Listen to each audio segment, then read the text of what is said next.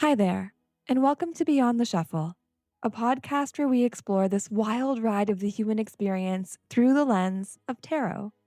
I'm Adrian Amari, your host, guide, and advocate for critical thinking and discernment. So settle in, open your mind, and let's go beyond the shuffle.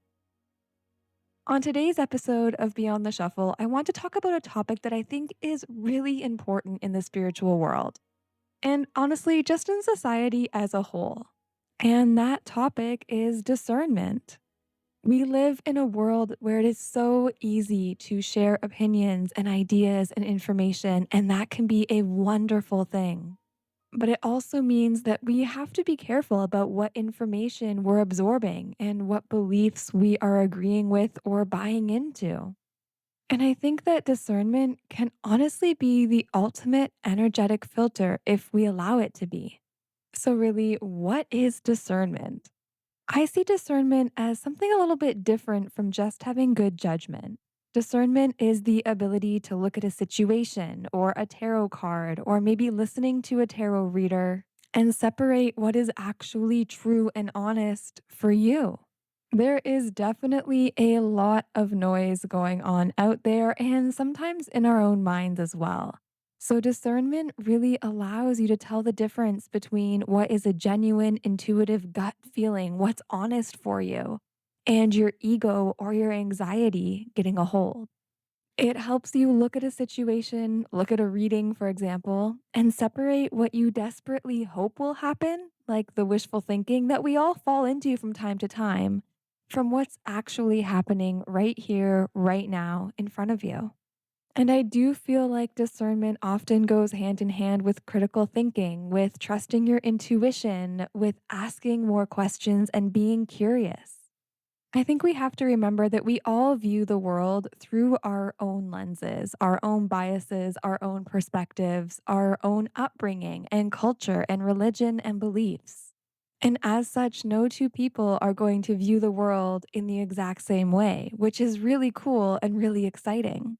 But in that same vein, we then have to be careful and discerning about what we think is the truth and what we believe at our core is the truth of the matter. So, what I love about tarot is that it can help us be more discerning. It can tell us when we need to be more discerning. But a lot of the time, we do have to get out of our own way to really tap into that part of it. So let's talk about a few cards. The reason I even decided to go into this topic is because I did a collective reading the other day where I pulled two cards. We got the King of Swords and the Knight of Cups. And the question was, what does the collective need more of in our lives? And the King of Swords to me just hit it right on the head because the King of Swords is the king of critical thinking, of logic, of reason, of discernment.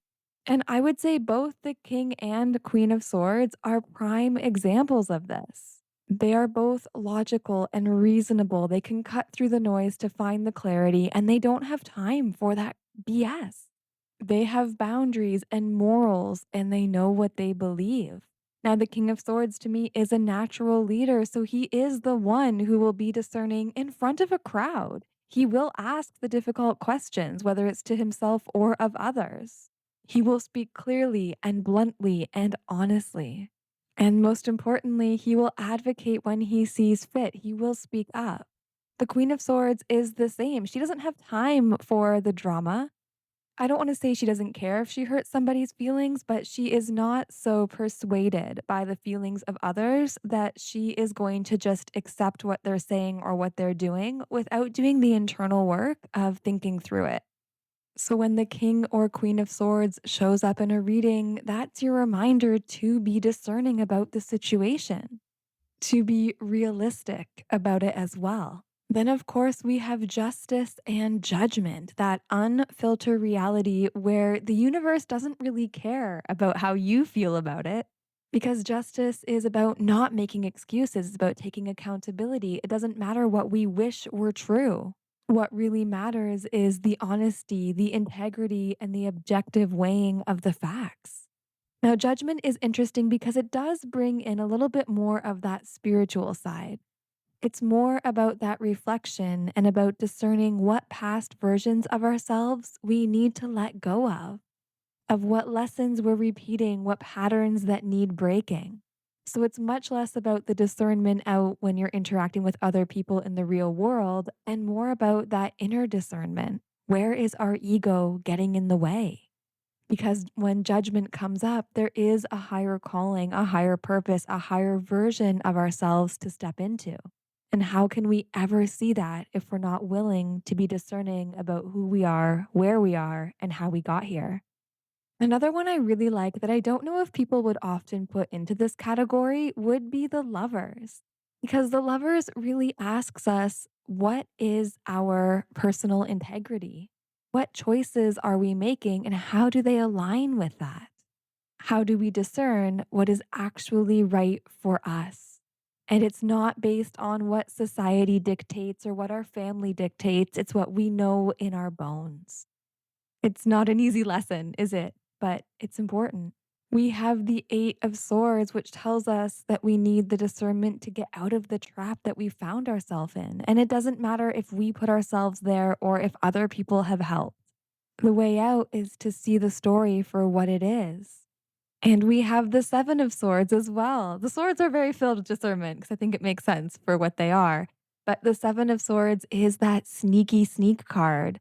Maybe there are some hidden motives at play. Things aren't 100% clear. And I don't love going in to say, oh my goodness, look, somebody's out to get you. But it can totally indicate that there is something going under the surface that we don't have clear sight of.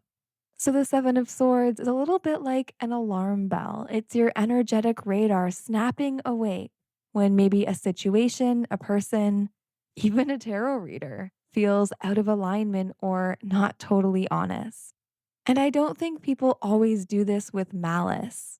I think sometimes people aren't totally aware of the stories they're buying into or the messages that they're delivering. I think a lot of the time they are being delivered with good intention, but lacking, again, discernment and awareness. And I think we all do it. We all buy into things. We all repeat things that we think sound good, that we want to be true, even though deep down we kind of know they're not.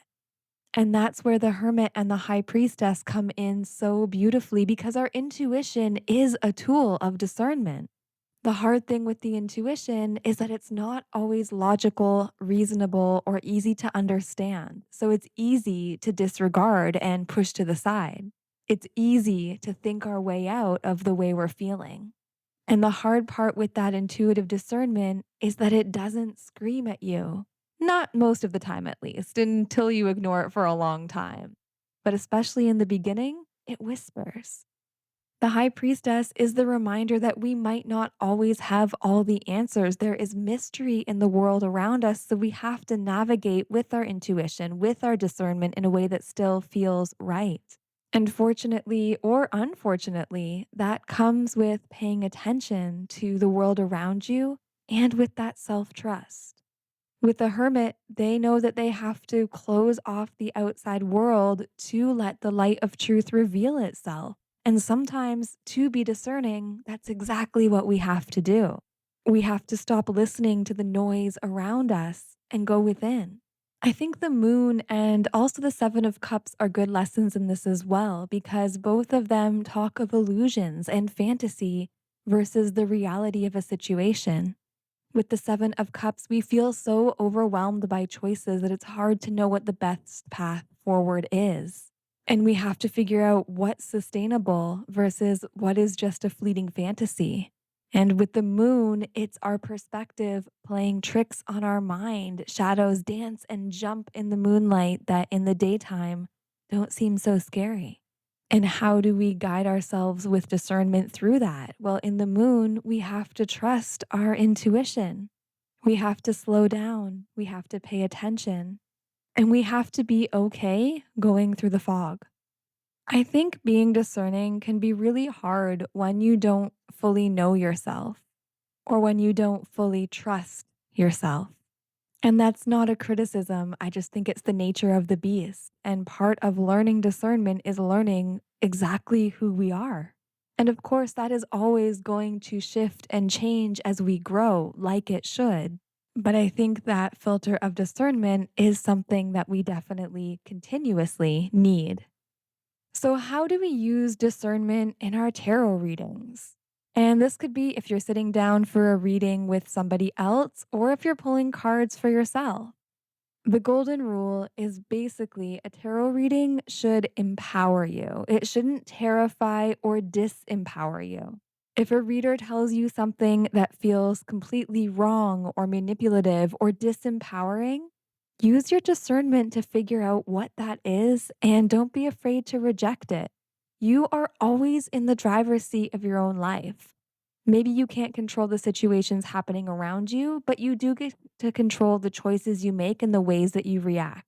And again, I don't think many readers go into a reading with the intention of being dispowering. But with the way a lot of people view cards, and I'm seeing this more and more in Facebook communities, it's very black and white. And I think we all know life isn't like that. It's shades of gray. And even in the difficult cards, there's a reason why they're coming up. There's a reason why we got here. And it's not to disempower you or scare you or take anything away. It's to help you learn and live and grow. And we can't do that in a vacuum either. It's okay if you don't resonate with a full tarot reading. There might be phrases or words that are said that you're like, that doesn't really fit for me. And there's nothing wrong with that. And there's nothing wrong with saying or admitting that as well. A good tarot reader will talk it through with you, not to prove that they're right, but to see where the gap is. Tarot readers are human. They are not infallible. We make mistakes, and sometimes our own lives get in the way. It can be a difficult thing when you're going through something rough to separate your situation from what clients are bringing you. It's a skill that takes practice and that takes time. And when something comes up that we don't love, whether it's from a reader or from a poll that we did for ourselves, we need to ask, am I interpreting this card based on my deepest hope, my deepest fear, or what's actually right in front of me? It's okay to sit with it.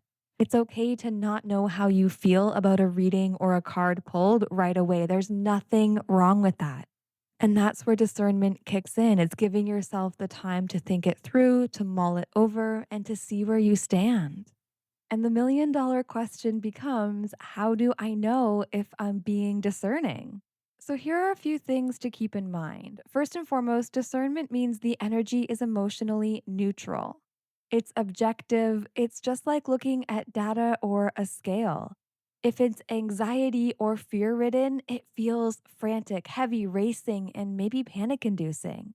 When your mind is spiraling into what ifs, we're not being very discerning. If it's wishful thinking, it feels a little bit desperate. Maybe it's overly exciting or like a hyperfixation.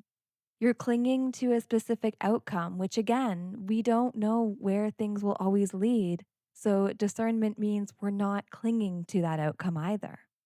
Discernment feels quiet, kind of like an unshakable fact, and it might be uncomfortable.